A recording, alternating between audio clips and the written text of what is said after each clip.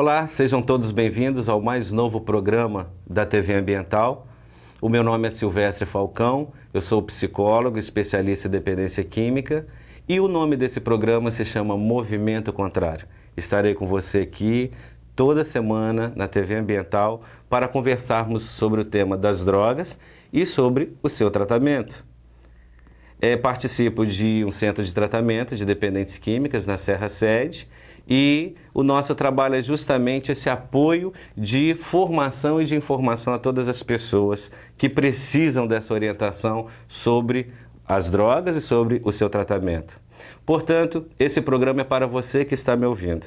Esse programa é para você, dependente químico, usuário de drogas, que ainda se utiliza das drogas, para através do nosso programa receber algumas orientações sobre como encontrar um caminho de saída. Esse programa também é para você, dependente químico, que parou de usar drogas e precisa de informações sobre como manter a sua abstinência. Esse programa também é para você familiar, que precisa de orientações sobre como lidar com aquela pessoa que está na sua família e que se utiliza das drogas. Esse programa também é para todos os profissionais que precisam de uma boa informação sobre como lidar em situações no seu trabalho onde as drogas estão fazendo parte do dia a dia. Então, eu te convido a toda semana estar comigo aqui.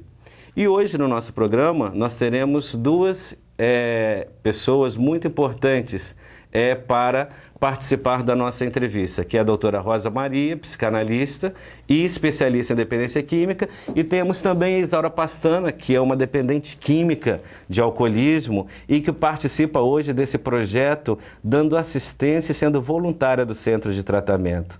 Rosa Maria, seja bem-vinda e muito obrigado por ter atendido ao nosso convite.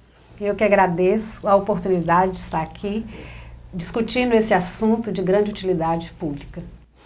Isaura, seja bem-vinda também ao nosso convite e estar aqui conosco. Também agradeço muito, Silvestre, é um prazer grande estar aqui falando desse assunto, justamente por eu ser uma dependente química. Que bom.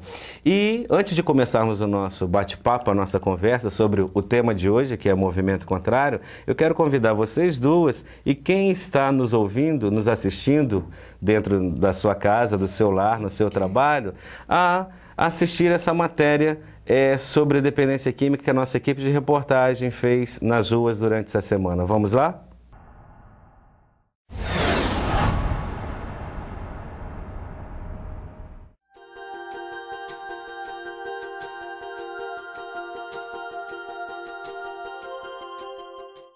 A dependência química é uma doença, um transtorno cerebral como qualquer outro problema psiquiátrico ou neurológico.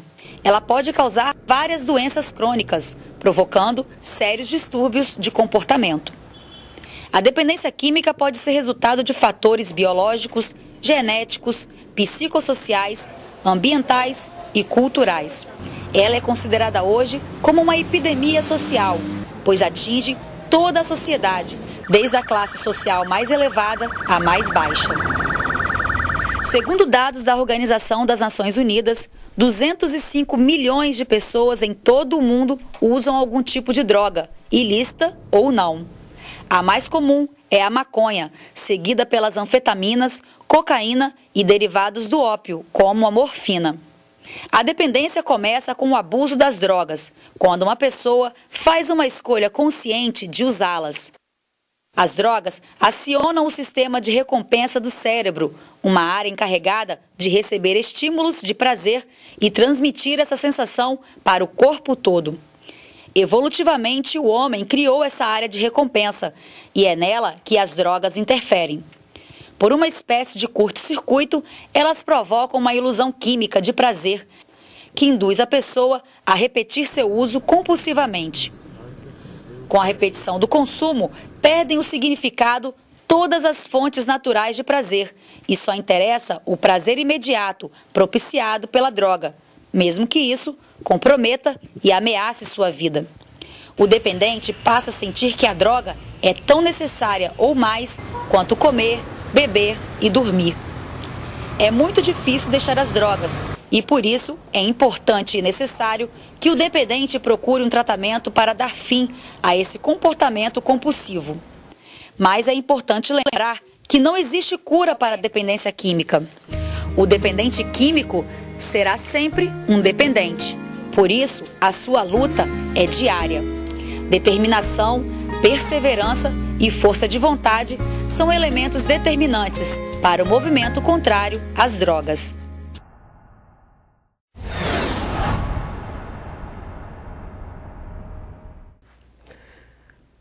Bem, vimos nessa matéria a gravidade que é o uso e abuso das drogas. No mundo, 205 milhões de pessoas já utilizaram ou ainda utilizam as drogas. E 12% dessa população se tornam dependentes químicas. Por quê? Porque o uso dessas substâncias psicoativas, elas levam a uma dependência, elas levam a uma doença intrapsíquica e comportamental. Por isso que é de grande importância a informação que toda semana estaremos aqui no programa passando para você que está nos assistindo. O uso das drogas é o uso contínuo que se inicia através do hábito, da curiosidade e posteriormente leva a pessoa a ficar escrava, leva a pessoa a ficar vítima daquele produto. E ficando vítima, ela estará dependente no seu cérebro, né, dessas substâncias químicas. E isso a levará a comportamentos adictivos.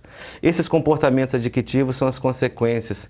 Essa pessoa terá, e você que tem um dependente químico na sua casa, ou mesmo você que é dependente químico, você sabe, terá comportamentos desviantes, alienantes, desregrados. Por quê? Porque essa doença ela é compulsória, essa doença é progressiva e ela é incurável e também fatal, leva a muitos danos.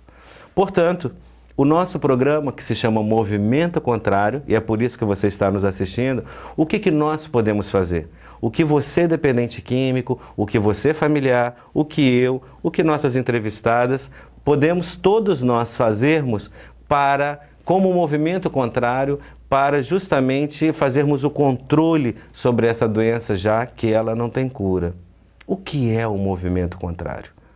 O movimento contrário é justamente ir na direção oposta àquilo que o adicto, no seu comportamento adictivo, funcionou, desempenhou e sofreu também.